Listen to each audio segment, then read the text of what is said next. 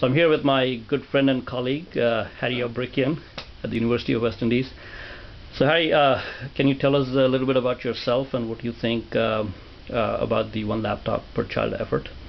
Well, I am not a techie. I am a user of information systems,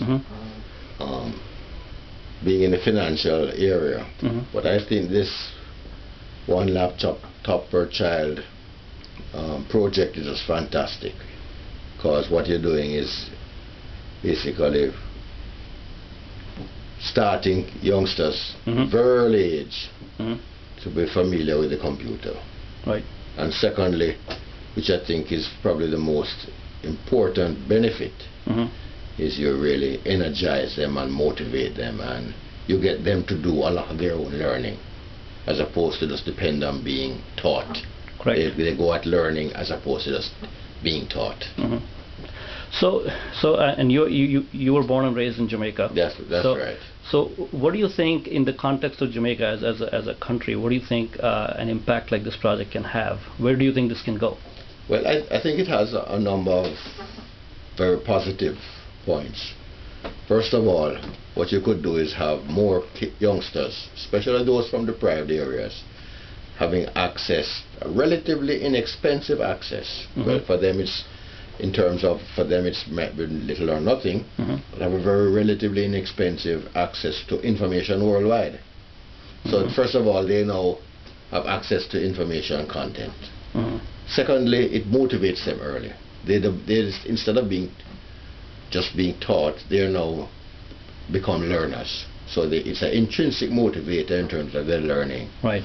In terms of the whole economy, from the benefit side, yes, you're getting more educated youngsters. They're starting their education, their self-education increasingly at an early age. But secondly, it might be a very relatively inexpensive way to facilitate learning. Think of it, the teacher can move from, instead of teaching, can be more a facilitator as well as a guide. Well, you know, telling the kids, well, if you're interested in this, maybe you want to check out that. So it's not just allowing them to do everything for themselves, but you're also pointing them directions as they make progress. I think that those issues, those factors are of critical importance. Interesting. So you yourself are a Stanford graduate. Yes. So do you think something like this, where it is part of the curriculum, but it is also this discovery-based learning that is happening outside of the school, do you think some of this will eventually lead to the kind of innovation we see coming out of places like Stanford? I should hope so. I mean, it takes more than, we know it takes more than just intellectual development. It takes also the environment, social environment, physical environment, and other factors to help stimulate this innovation. But what you're really doing is motivating them early, developing the confidence early, giving them a sense of self-worth early.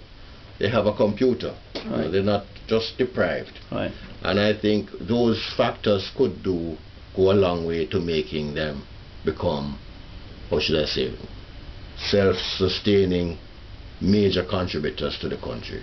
We have talent all across the board. The problem is to liberate it and mobilize it. Indeed. Well, thank you for your support. You're most welcome. I hope it goes very well. I look forward to seeing it go from strength to strength. Thank you, Harry.